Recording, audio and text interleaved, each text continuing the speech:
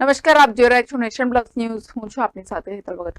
રાજકોટ અગ્નિકાંડ બાદ ગીર સોમનાથ જિલ્લાનું તંત્ર પણ એક્શન મોડમાં છે.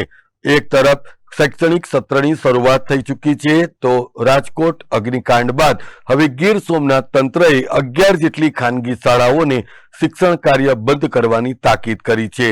એટલું જ નહીં, પરંતુ પાલિકા તંત્ર દ્વારા 45 થી વધુ મિલકત માલિકોને ક્લોઝર નોટિસ પણ ફટકારી છે.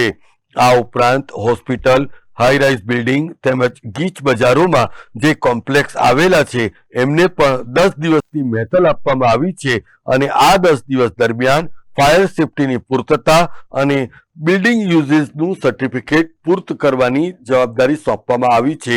જો 10 દિવસની અંદર આ ફાયર સેફટીની પૂર્તતા નહીં થાય તો તેવા સંજોગોમાં મિલકતોના સીલિંગની કાર્યવાહી પણ જોર પકડશે એવી સ્પષ્ટપણે ચીમકી તંત્ર દ્વારા આપી દેવામાં આવી છે. શિક્ષણ વિભાગ દ્વારા પણ પાલિકા તંત્રની સાથે રહીને 6 જેટલા ટ્યુશન ક્લાસ અને 1 જેટલી અનઅધિકૃત શાળાને સીલ કરવામાં આવી છે અને આગામી દિવસોમાં ગીર સોમનાથ તંત્ર દ્વારા હજુ પણ આક્રમક કાર્યવાહી કરવામાં આવશે એમ વેરાવળ પાલિકાના ચીફ ઓફિસર ચેતન ડુડિયા દ્વારા જણાવવામાં આવ્યું હતું. વિશેષમાં તો રાજકોટની જે કમનસીબ દુર્ઘટના છે એની બાદની વાત કરું તો અત્યાર સુધી 45 મિલકતો સર્વે દરમિયાન અમે એવી જોયેલી છે કે જેને ફાયરની રિક્વાયરમેન્ટ જરૂરિયાત અધુરાશ છે, તો એને 45 ને એમને નોટિસ આપેલી છે.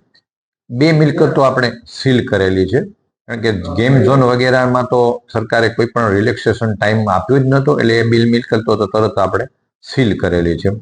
આ 45 મિલકતોની અંદર 11 સ્કૂલો છે. આ તમામ ખાનગી સ્કૂલો છે, કારણ કે સરકારી સ્કૂલોમાં બધી વ્યવસ્થા થઈ ગઈ છે. સરકારી સ્કૂલોમાં કોઈ હાલે પ્રશ્ન રહેતો નથી.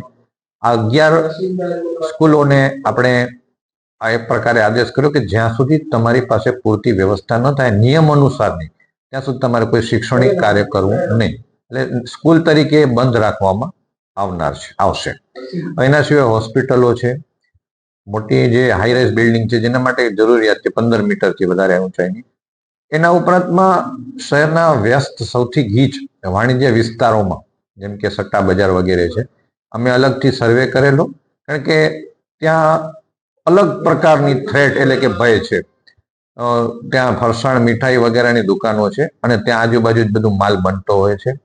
આ ગીચ વિસ્તારની અંદર જો એકાએક આગ ફાટી નીકળે તો લોકોને નીકળવાનો કેવો ટાઈમ મળે ન મળે, એક્ઝિટ રૂટ છે કે નહીં, આ બધા બાબતોને ધ્યાનમાં રાખી અને 10 એવા એકમોને પણ અત્યારે પહેલા તબક્કામાં આપણે લીધેલા છે અને એ જો નિયત મુદતમાં 10 દિવસની એને કોને ટાઈમ 7 થી 10 નો આપેલો છે, કમ્પ્લાયન્સ એટલે કે પૂર્ણતા નહીં કરે તો એને પણ આપણે ક્લોઝ કરવાની થાય છે.